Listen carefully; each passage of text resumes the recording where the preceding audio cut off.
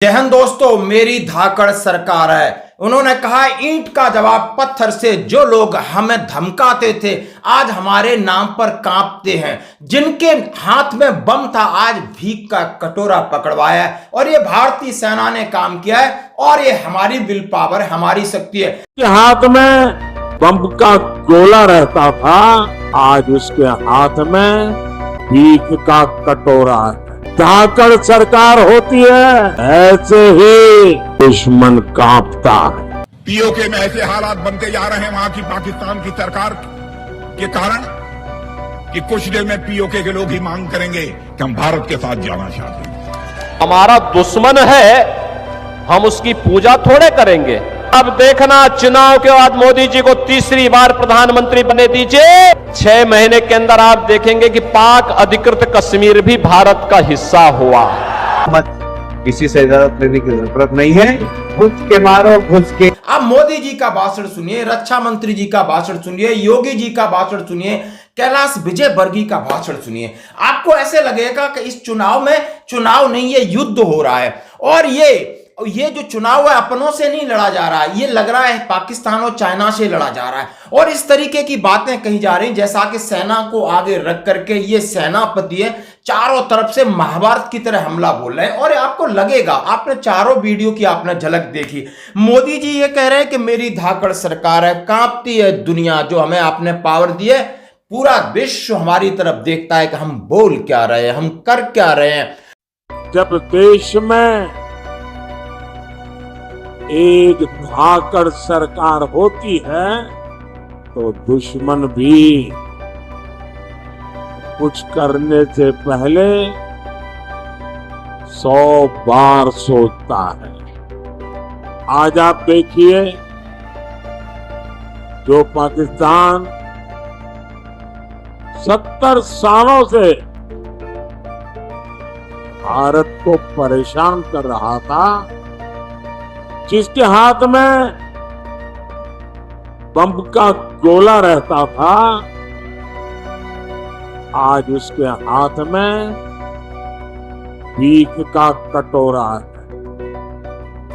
जब धाकड़ सरकार होती है, ऐसे ही दुश्मन कांपता है। और जो हमारे को अंगुली करते थे आज उन्हें पता है, कटोरा लेके घूम रहे हैं, भीख नहीं मिल रही। और उसके बाद रक्षा मंत्री का भाषण, हाँ जी पीओके हमारा है, हमारा है। मैंने दोस्तों 3 साल पहले ही घोषणा कर दी थी कि पीओके की मैं वो हालत करूंगा, हमारा जो उन्होंने कहा हमारी जो कूटनीति है उस तरीके से एक्टिव होगी, वहां की हमारी एजेंसियां इस तरह एक्टिव होंगी कि पीओके वाले कहेंगे हमें बचाओ, हमें भारत में जाना है। कश्मीर पीओके पीओके पीओके बहनों भाइयों, 3 साल पहले ही रक्षा मंत्री के रूप में देश की सेना के जवानों अधिकारियों को संबोधित करते हुए मैंने कहा पीओके के बारे में हमें चिंता करने की कोई जरूरत नहीं है। पीओके में ऐसे हालात बनते जा रहे हैं वहां की पाकिस्तान की सरकार के कारण कि कुछ देर में पीओके के लोग ही मांग करेंगे कि हम भारत के साथ जाना चाहते हैं। और आपने देखा होगा कि उसके 1 साल 1.5 साल के बाद पाक अधिकृत कश्मीर पीओके से यह आवाज उठ रही है कि हम पाकिस्तान के साथ नहीं रहना चाहते। यदि हमारी बात गलत है कोई प्रमाणित कर दे। और वो स्थिति आज हमने चुनाव के ठीक समय पर ला दी है, क्योंकि आप पीओके में देख रहे हो पाकिस्तान का झंडा उतार दिया है और वो इंडिपेंडेंट चाहते हैं। पाकिस्तानी सैनिकों को पीट रहे हैं, पुलिस को पीट रहे हैं और लोगों में इतना गुस्सा है पाकिस्तान सरकार के लिए। तो देखो मैंने क्या कहा था, हुआ। और फिर कहते हैं योगी जी कांग्रेस की सरकार, यूपीए की सरकार थी तो भाई लोग आते थे हमें निपटा के चले जाते थे।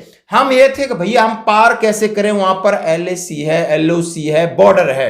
अब हम नहीं, अब हमारे मोदी जी, हमारी सरकार नहीं सोचती कि तू जिस बिल में जाएगा हम उस बिल में एयर स्ट्राइक करके दिखा दिया, ग्राउंड स्ट्राइक करके दिखा दिया। कांग्रेस की सरकार के समय क्या होता था? आतंकवाद होता था। मुंबई विस्फोट हुए थे, कांग्रेस के लोग क्या कहते थे? यूपीए सरकार कहती थी आतंकवादी सीमा पार के हैं। अरे सीमा पार के हैं तो आपकी मिसाइल कब के लिए है? जैसे मोदी जी ने एयर स्ट्राइक करके सीधे पाकिस्तान के अंदर घुस करके आतंकवाद को पूरी तरह तबाह किया है। और अब तो पाकिस्तान को, पाक अधिकृत कश्मीर को बचाना मुश्किल हो रहा है। आप देखना, चुनाव के बाद मोदी जी को तीसरी बार प्रधानमंत्री बने दीजिए, अगले 6 महीने के अंदर आप देखेंगे कि पाक अधिकृत कश्मीर भी भारत का हिस्सा हुआ। ये इसके लिए हिम्मत चाहिए होती है, हिम्मत, दम हो तभी ये काम हो सकता है। ठोक ठोक के उन्होंने कहा हम पूजा करेंगे नहीं, हम आरती नहीं उतारेंगे, आप जैसा हमारे साथ करोगे उससे ज्यादा देंगे। हमने सेना को खुला छोड़ दिया। अब एक और नए, जरा देखिए इनकी शक्ल, और ये हैं कैलाश विजयवर्गीय जी हैं। ये कह रहे हमने सेना को खुली छूट दे दी है। की सीमा पे खड़ा हुआ जो जवान स्वाभिमान के साथ खड़ा, गौरव के साथ खड़ा हुआ, उसे किसी बात की चिंता नहीं, किसी बात का डर नहीं, क्योंकि देश के प्रधानमंत्री ने सेना को कह दिया, देश की सुरक्षा में कहीं पर भी आंच आए चूकना मत, किसी से इजाजत लेने की जरूरत नहीं है, घुस के मारो, घुस के जाओ, पेलो पेलो पेलो, जो करो, कोई डर नहीं है, मोदी जी है, सब देख लेंगे। हाँ जी दोस्तों, ये चारों वीडियो आपको देखना होगा। जैसा कि हमने ऐसे कहा कि ये चुनाव नहीं, ये कुछ और चल रहा है, और कुछ चल रहा है, सेना सेना सेना सेना और सेना, और सैनिकों की बात अब बहुत जोर शोर से उठने लगी। तो अब सेना की बात उठ रही, तो ये सैनिक क्या घूम रहे हैं रोडों के ऊपर, उन्हें अपनी चीजों की, अपनी समस्याओं को लेकर के यही लोग नहीं सुन रहे हैं, जो कि दूर दूर तक आवाज पहुंचा रहे हैं। और ये सैनिक हिमाचल प्रदेश में हमारे कुलवंत पटियाल जी हैं, उनके समर्थन में वोट मांग रहे हैं, अपील कर रहे हैं, अपना एक नुक्कड़ सभाएं कर रहे हैं, छोटा माइक ले जाकर लोगों से जनसंपर्क कर रहे हैं। उनके कैप्टन बालकृष्ण शर्मा और उनके जो कैंडिडेट हैं कुलवंत पटियाल साहब और उनके साथी जो लोग हैं, लगातार अपनी बात लोगों तक पहुंचा रहे हैं कि ये जो वर्तमान सरकार है हमारी उम्मीदों पर खरी नहीं उतरी, उसने हमारी अनदेखी की। तो ये है आपके सामने वीडियो, निर्णय आपने करना है, क्या ये चुनाव है या युद्ध है। धन्यवाद। बेईमान आईपीएस और बेईमान आईएएस अफसरों ने हमारे देश को बेईमानी के रब में गिरो दिया है, और लोकतंत्र की हत्या करने वाले इनको सबक देना चाहिए। इसलिए भारतीय जवान किसान पार्टी आपसे अपील करती है कि हमारे प्रत्याशी सूबेदार कुलवंत सिंह पटियाल को भारी से भारी मतों से जितावें, और इस बार एक सैनिक को जिनका चुनाव चिन्ह है हीरा हीरा हीरा, हीरे के चुनाव चिन्ह पे बटन दबाकर भारी से भारी मतों से जिताएं। जय हिंद। जो कैप्टन बालकृष्ण शर्मा साहब का बोलन सुने, भारतीय जवान किसान पार्टी जिंदाबाद।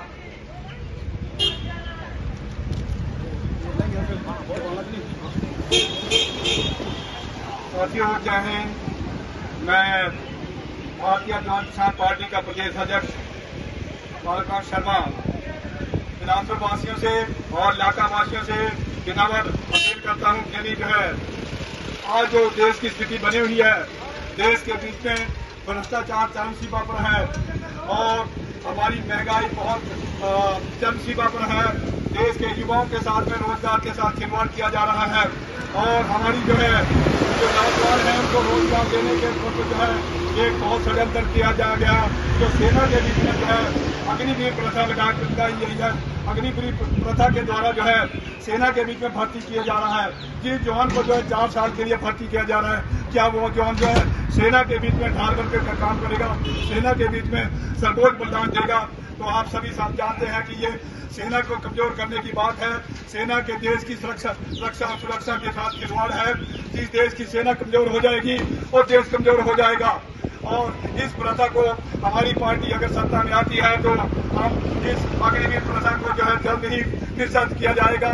हमारी जनता से अपील है, यानी जो देश के बीच में सेना की जो पार्टी है, सैनिकों की जो पार्टी है, वो भारतीय जवान किसान पार्टी है। तो आज मैं यहाँ पे जो है हमारा जो नंदौर के इलाके के बीच में, बिलासपुर के बीच में जो है डेपरा गांव है, डेपरा जगह है, वहाँ से हम जो है लोगों को जागृत कर रहे हैं और गांव-गांव जाकर के लोगों को जो है अपना संदेश दे रहे हैं। और सैनिकों को जो आगे लाओ, जो सैनिक देश की रक्षा सुरक्षा के लिए अपना सर्वोच्च बलिदान देता है, वो अपने समाज के लिए भी सुरक्षा के लिए अपना बलिदान देगा।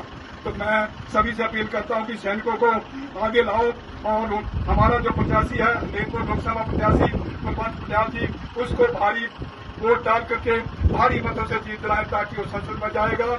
जब सैनिक एक संसद में जाएगा तो जिस प्रकार से वो देश की रक्षा करता है, उसी प्रकार वो जो है आम समाज की, लोकतंत्र की रक्षा करेगा। क्योंकि आज लोकतंत्र की हत्या हो रही है, क्योंकि कोई सुनने वाला नहीं है। आम आदमी, गरीब आदमी जो है पिसता जा रहा है, महंगाई से त्रस्त है, बेरोजगारी से त्रस्त है।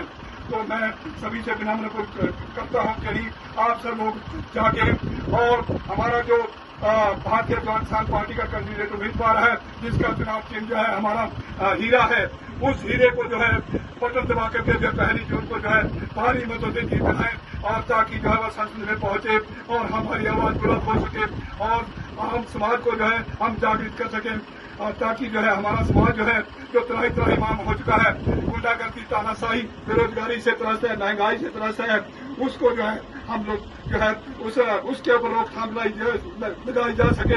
और हमारी केंद्र सरकार ने जो है एक अग्निपथ योजना चलाई है, जिससे जो है अग्निवीर सैनिक भर्ती किए जा रहे हैं, जो कि 4 साल के लिए है। परंतु जो 4 साल का सैनिक किया वो देश की रक्षा करेगा, परंतु वो जो सैनिक जो है ना देश की रक्षा कर सकता है, ना वो अपनी रक्षा कर सकता है।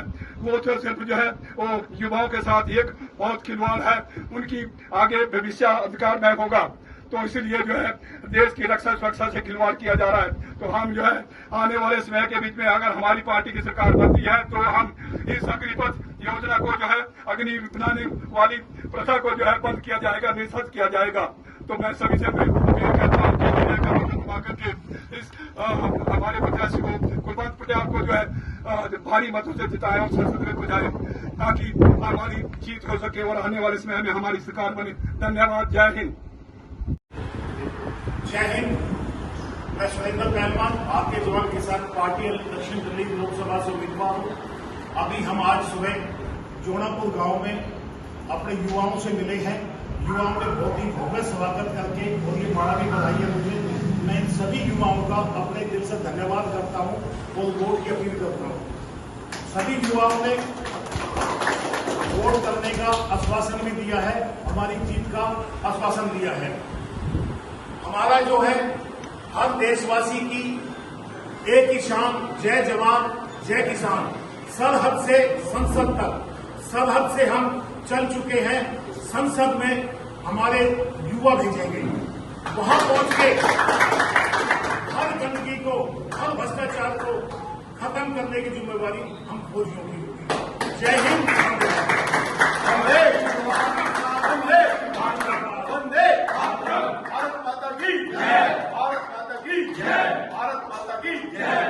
कांग्रेस की सरकार के समय क्या होता था? आतंकवाद होता था। मुंबई विस्फोट हुए थे, कांग्रेस के लोग क्या कहते थे? यूपीए सरकार कहती थी आतंकवादी सीमा पार के हैं। अरे सीमा पार के हैं तो आपकी मिसाइल कब के लिए है? जैसे मोदी जी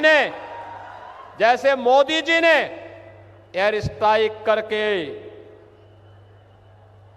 सीधे पाकिस्तान के अंदर घुस करके आतंकवाद को पूरी तरह तबाह किया।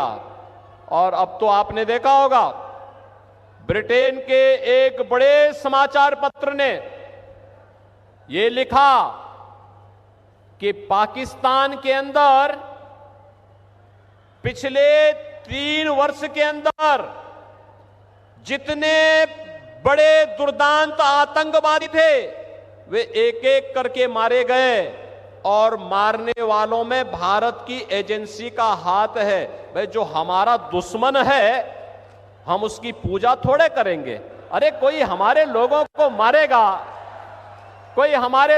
मारेगा तो हम उसको पूजेंगे नहीं भाई, हम भी तो उसको वही करेंगे जिसका वो हकदार है, और वही हो रहा है। और अब तो पाकिस्तान को, पाक अधिकृत कश्मीर को बचाना मुश्किल हो रहा है। आप देखना, चुनाव के बाद मोदी जी को तीसरी बार प्रधानमंत्री बनने दीजिए, अगले 6 महीने के अंदर आप देखेंगे कि पाक अधिकृत कश्मीर भी भारत का हिस्सा हुआ। ये इसके लिए हिम्मत चाहिए होती है, हिम्मत, दम हो तभी ये काम हो सकता है।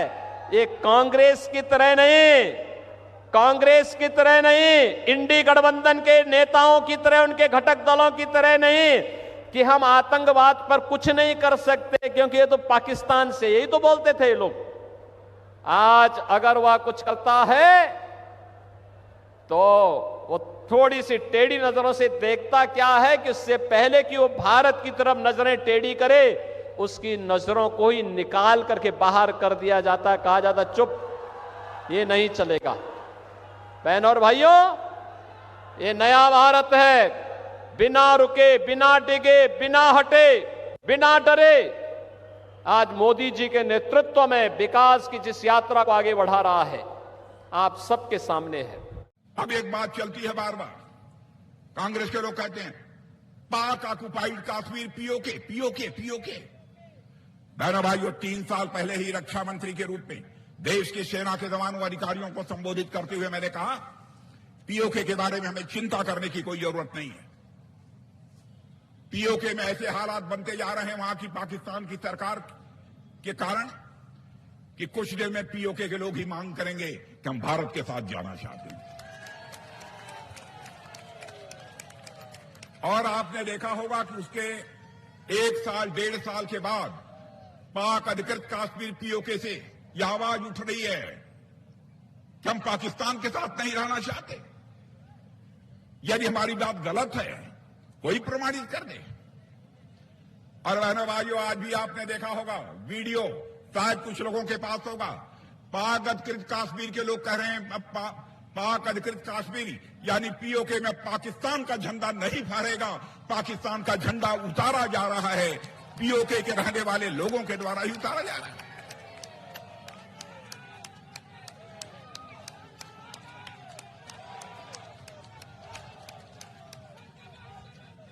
और बहनों भाइयों, इंटरनेशनल ह्यूमन राइट्स कमीशन, अंतर्राष्ट्रीय मानवाधिकार आयोग, इनकी जिम्मेदारी होती है कि दुनिया में कहीं पर भी मानवाधिकार का यदि उल्लंघन हो रहा हो, मानवाधिकारों का हनन यदि हो रहा है, उसका वह संज्ञान ले। तो आज इस लखनऊ के मंच से मैं अंतर्राष्ट्रीय समुदाय से मांग करना चाहता हूं, पाक अधिकृत कश्मीर में जिस तरीके से मानवाधिकार का उल्लंघन हो रहा है, पीओके के रहने वाले लोगों को जिस तरीके से प्रताड़ित किया जा रहा है, हमारा अंतर्राष्ट्रीय मानवाधिकार आयोग उसका संज्ञान ले, मैं यह अपील करना चाहता हूं।